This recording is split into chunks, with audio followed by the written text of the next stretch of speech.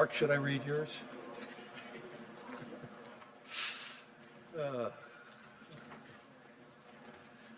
Hi, everyone. It's a great honor for me to introduce Mark Carney, Prime Minister of Canada, along with Gideon Rockman from the Financial Times. Much of the dialogue over the next few days will focus on where the puck is going. You like that, Mark? Okay. Where the puck is going next in the global economy, which makes this a fitting moment to introduce a former hockey player, the Prime Minister of Canada, Mark Carney. The ability to remain calm in fast-moving, high-pressure moments has defined Mark's career.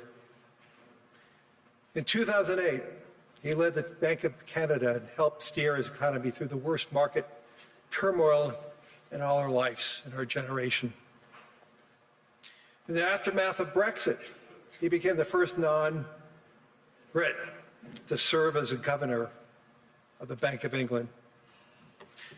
And last year, he was elected very deservingly as Prime Minister for Canada at what may be one of the most pivotal moments in modern Canadian history. Today, Prime Minister Carney is focused on making Canada a place where it's easier to build, simpler to trade, smarter to invest in, and build more unity across its nation. For 41 million Canadians, the world's 10th largest economy, he is a steady and thoughtful leader, and I am proud to call him a friend. Please join me in welcoming Prime Minister of Canada, Mark Carney.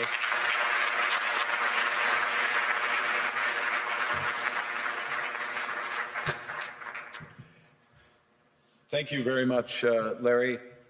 I'm going to start in French, and then I'll switch back to English. Merci, Larry.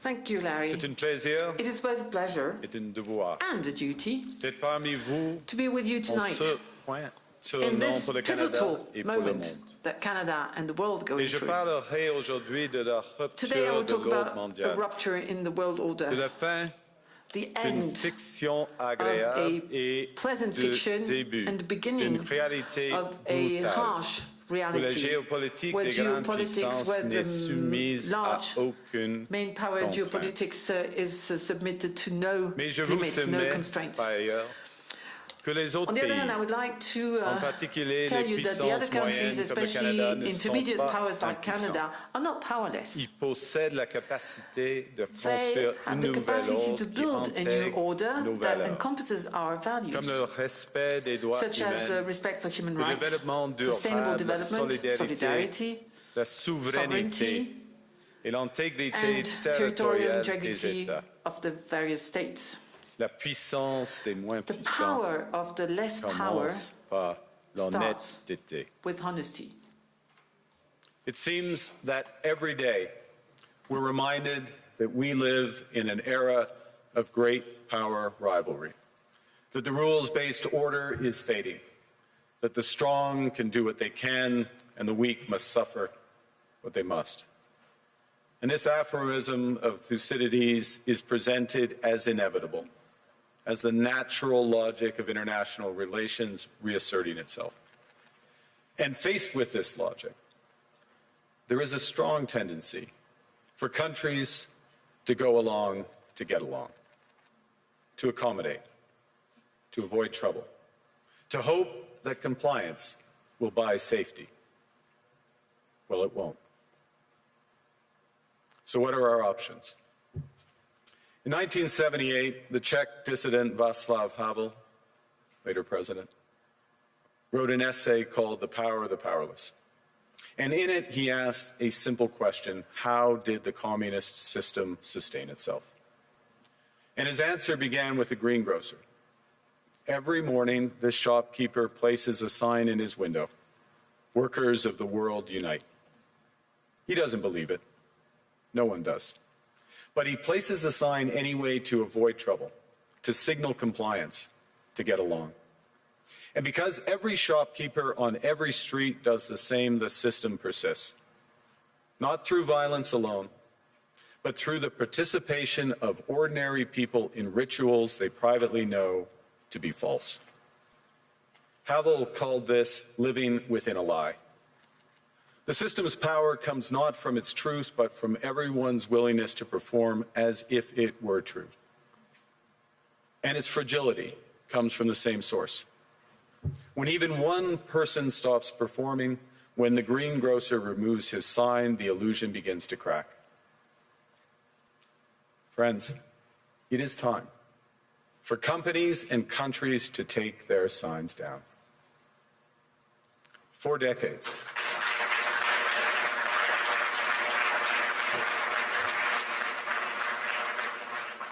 decades, countries like Canada prospered under what we called the rules-based international order. We joined its institutions, we praised its principles, we benefited from its predictability. And because of that, we could pursue values-based foreign policies under its protection. We knew the story of the international rules-based order was partially false, that the strongest would exempt themselves when convenient, that trade rules were enforced asymmetrically. And we knew that international law applied with varying rigor depending on the identity of the accused or the victim. This fiction was useful, and American hegemony in particular helped provide public goods, open sea lanes, a stable financial system, collective security, and support for frameworks for resolving disputes. So we placed the sign in the window. We participated in the rituals, and we largely avoided calling out the gaps between rhetoric and reality. This bargain no longer works. Let me be direct. We are in the midst of a rupture, not a transition. Over the past 2 decades, a series of crises in finance, health, energy, and geopolitics have laid bare the risks of extreme global integration. But more recently, great powers have begun using economic integration as weapons. Tariffs as leverage, financial infrastructure as coercion, supply chains as vulnerabilities to be exploited. You cannot live within the lie of mutual benefit through integration when integration becomes the source of your subordination. The multilateral institutions on which the middle powers have relied, the WTO, the UN, the COP, the architecture, the very architecture of collective problem solving are under threat. And as a result, many countries are drawing the same conclusions, that they must develop greater strategic autonomy in energy, food, critical minerals, in finance and supply chains. And this impulse is understandable. A country that can't feed itself, fuel itself, or defend itself has few options. When the rules no longer protect you, you must protect yourself. But let's be clear-eyed about where this leads. A world of fortresses will be poorer, more fragile, and less sustainable. And there's another truth. If great powers abandon even the pretense of rules and values for the unhindered pursuit of their power and interests, the gains from transactionalism will become harder to replicate. Hegemons cannot continually monetize their relationships. Allies will diversify to hedge against uncertainty. They'll buy insurance, increase options in order to rebuild sovereignty. Sovereignty that was once grounded in rules but will increasingly be anchored in the ability to withstand pressure. This room knows this is classic risk management. Risk management comes at a price.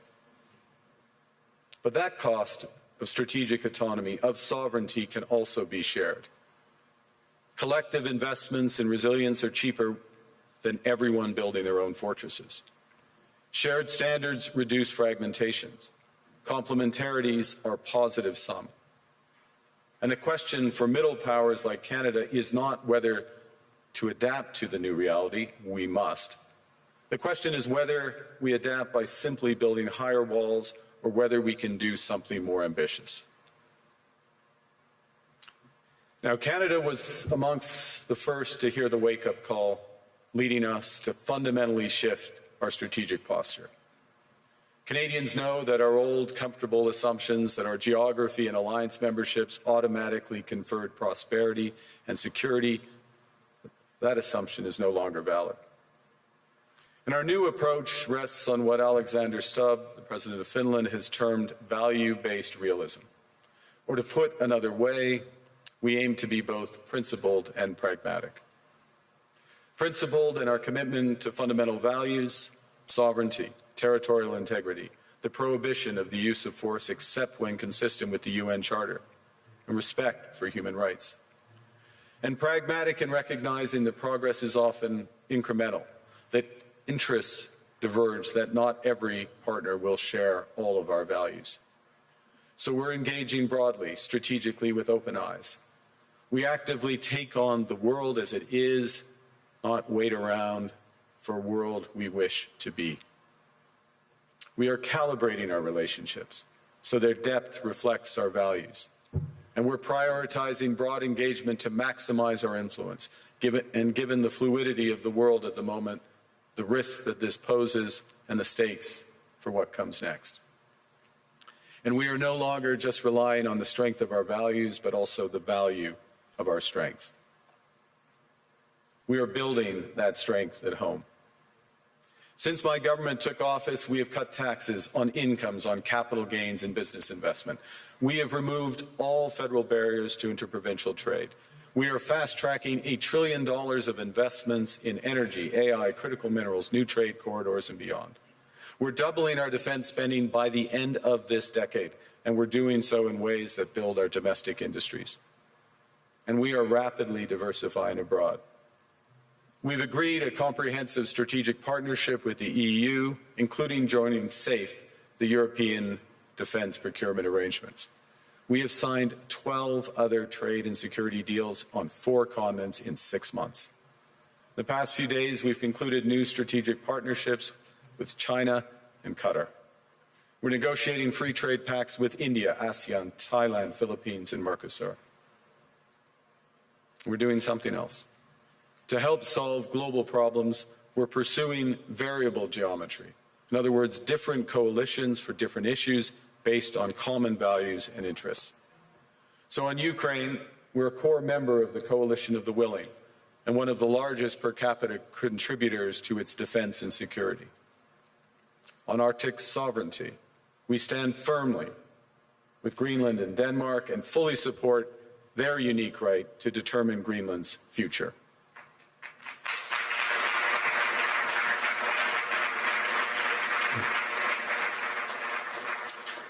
Our commitment to NATO's Article 5 is unwavering. So we're working with our NATO allies, including the Nordic-Baltic 8, to further secure the alliance's northern and western flanks, including through Canada's unprecedented investments in over-the-horizon radar, in submarines, in aircraft, and boots on the ground, boots on the ice. Canada strongly opposes tariffs over Greenland and calls for focused talks to achieve our shared objectives of security and prosperity in the Arctic.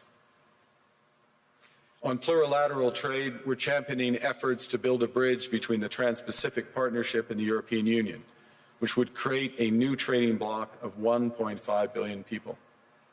On critical minerals, we're forming buyers' clubs anchored in the G7 so that the world can diversify away from concentrated supply.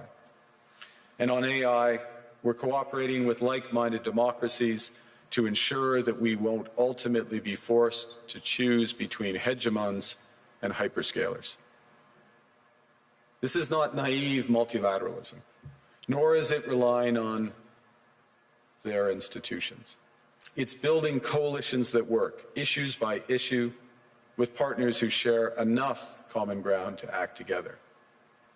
In some cases, this will be the vast majority of nations.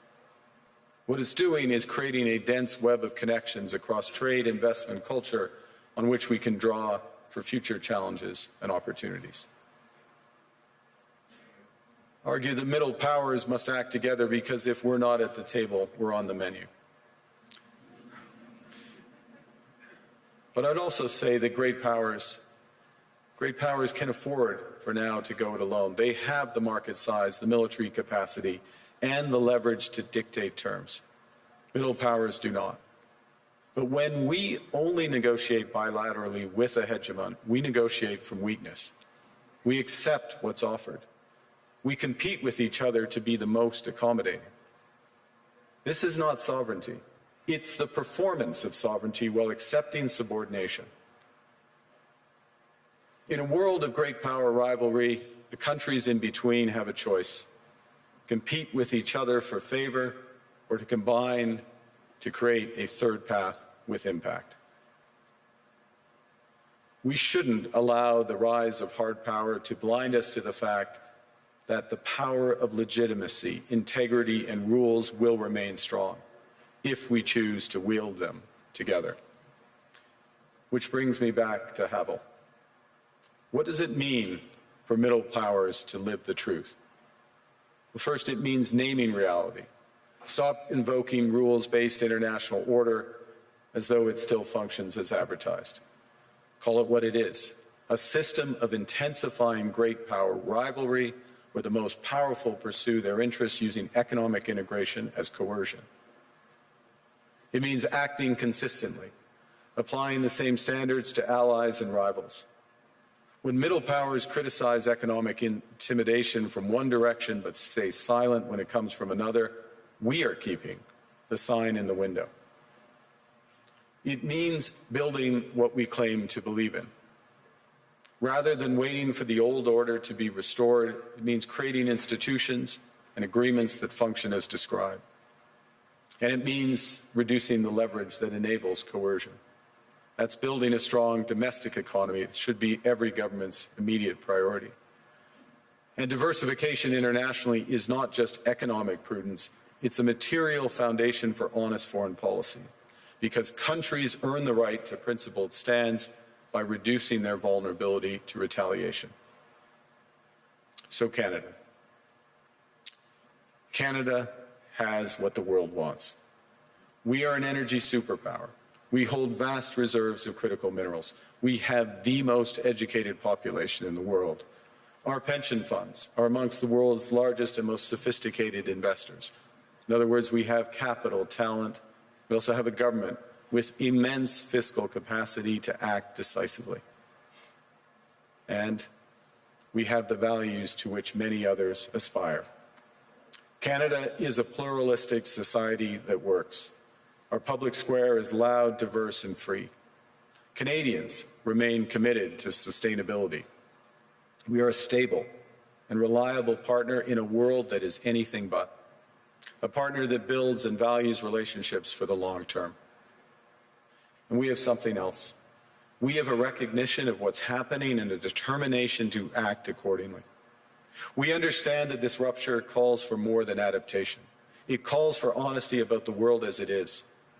We are taking the sign out of the window. We know the old order is not coming back. We shouldn't mourn it. Nostalgia is not a strategy. But we believe that from the fracture, we can build something bigger, better, stronger, more just. This is the task of the middle powers. The countries that have the most to lose from a world of fortresses and a most to gain from genuine cooperation. The powerful have their power. But we have something too. The capacity to stop pretending, to name reality, to build our strength at home, and to act together. That is Canada's path. We choose it openly and confidently, and it is a path wide open to any country willing to take it with us. Thank you very much.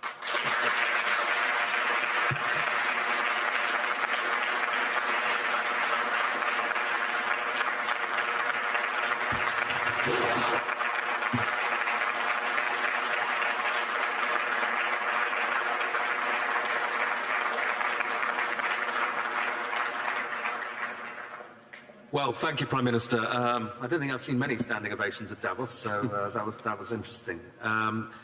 You said, there was a phrase in your speech where you said sovereignty now is the ability to withstand pressure.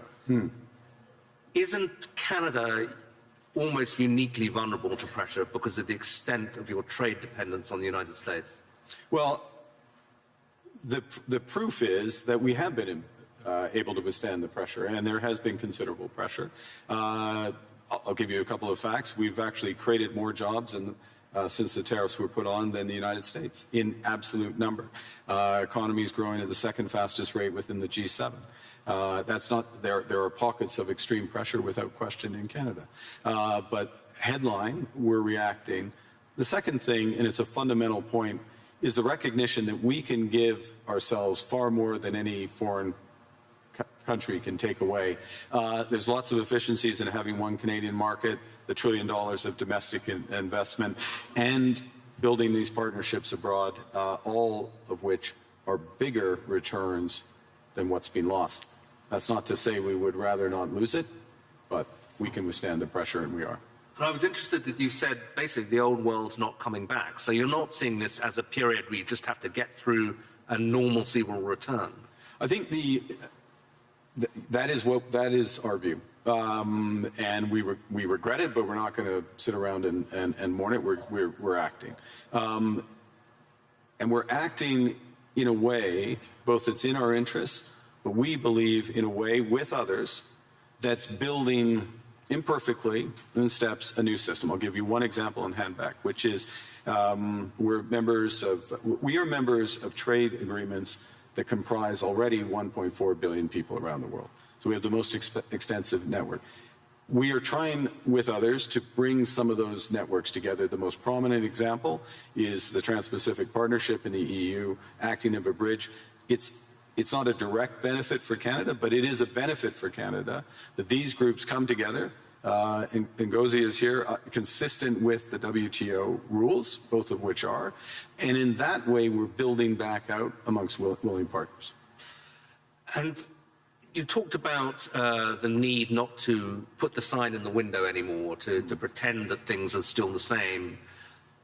Do you think, to put it directly, that the NATO alliance is still doing that, still pretending it's the old transatlantic partnership, when it's really kind of going?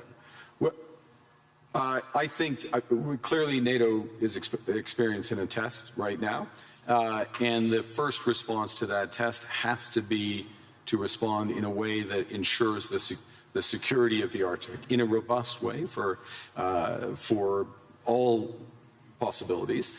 This is actually a point that we have been making in recent years. It's a point that I made at the NATO summit back in June, which seemed like a pledging summit, but also was to get NATO policies in the right direction. So I think in the immediate term, one of the imperatives is to reinforce things that Canada is doing, Nordic Baltic 8 are doing, the UK are doing, other NATO partners, France included, in a comprehensive way that provides much greater security in the Arctic. This is the test, and so I wouldn't say the NATO sign stays in the window, but we've got to meet the moment of that. You also, a big theme of your speech was the need for middle powers to work together. Yeah. But you've just been to the other great power, to China. And I think people are very intrigued by seeing that meeting. Mm-hmm. And some people say, kind of, that's a mistake, really, because you're going to make yourself more dependent on China. They're not that benign either. The US will be very annoyed. What's the defense of what you're doing, and what do you hope to get out of it?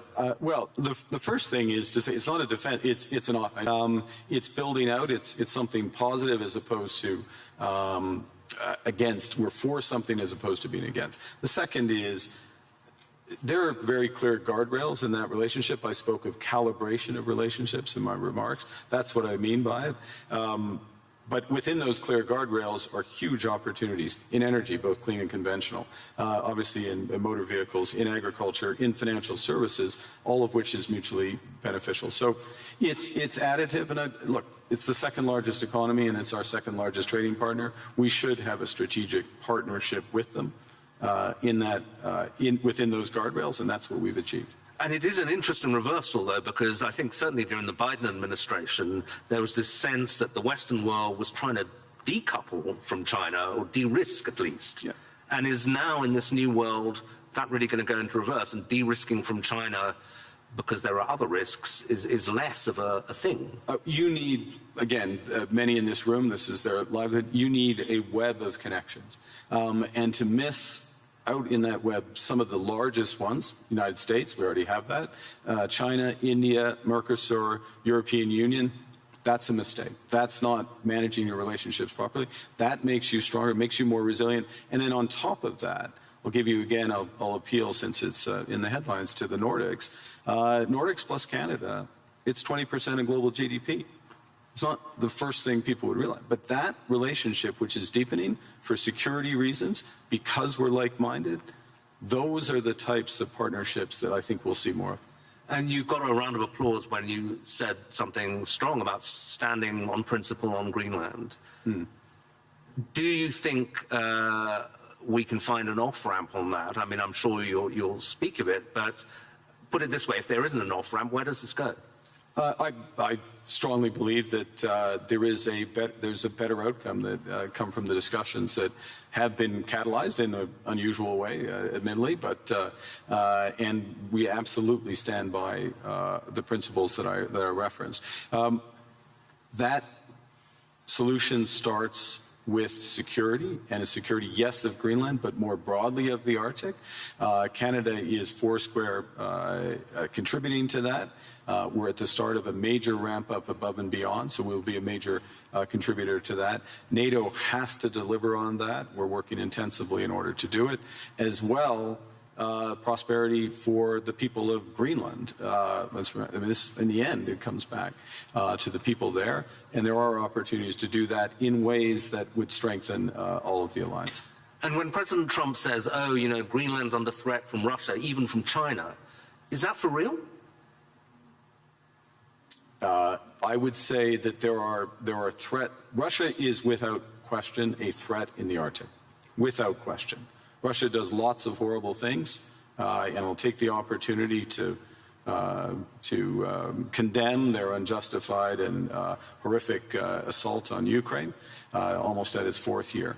They are a real threat in the Arctic, one against we need to protect, which is why we have 364 5-day air, sea, and land presence. It's why we're adding to our submarine fleet, adding to our air fighter fleet, why we're building out over-the-horizon radar to protect from Russian missile threats and others, and why we will work with our NATO partners. The threat is more perspective than actual at this stage in terms of actual activity in the Arctic, and we intend to keep it that way. Another big issue that's going to come up this week is this board of peace that President Trump is keen on. I'm not sure whether it's for Gaza or for the entire world, but apparently Canada's been invited. Are you going to join? We have been invited, and let me start by, I think we should recognize the progress that has been made in at least getting towards the end of the first phase of this process. And the activation, if I can put it that way, of the process to set up the Board of Peace is the start of phase 2. Our view is, and that's to be welcomed, and this is a positive vehicle. Our view is we need to work on the actual structure of the vehicle. You just referenced, is it for Gaza? Well, the UN resolution, Security Council Resolution 2803, references a Board of Peace for Gaza. That's where we see it becoming immediately operative, and it needs to be, in our view, it's better to be designed in that way for the immediate needs there. There are many other needs around the world, first point. Second point, it needs to coincide with the immediate full flow of humanitarian aid into Gaza. We are still not where we need to be. Conditions still are horrific, so that needs to come alongside. We think there's aspects of the governance and the decision-making process that could be improved, but we will work with others, obviously work with the United States, because we can to improve the situation, the horrific situation there, and to move onto a path to a true two-state solution. There's a suggestion you can get permanent membership of the Board of Peace by ponying up $1 billion. You going to write a check for that? We would write checks and deliver in kind to improve the welfare of the people of Palestine. But we want to see it delivered direct to those outcomes promoting peace, and so the mechanics and how it works that way. Okay, final question. President Trump and a lot of people who agree with him condemn globalism a lot. And I suspect, you would be the kind of epitome of a globalist. You worked for Goldman Sachs, I believe. You were a central banker. You're comfortable and lived in several countries. Is globalism, first of all, is it a thing, and is it over? I think, well, look, understanding how the world works, having appreciation for other cultures, understanding the connections, and being able to, or at least appreciating ways that how we connect, whether it's through technology, trade, investment, culture, can enrich our lives, and that's a good thing, and it also help solve problems. Being detached from where you live and the broader needs of society, there is an epithet for that. I don't know that the G word is the one. There's certainly what we're finding, and to go back to the points I was making, is that there are a number of like-minded countries that want to work through partnership to achieve those goals for their citizens and for the world more broadly. The call is for more to recognize what's really going on right now, and to pool their resources to the benefit of citizens. So it won't be global, it won't cover the globe, but it will be more powerful. Okay, Prime Minister, thank you very much indeed.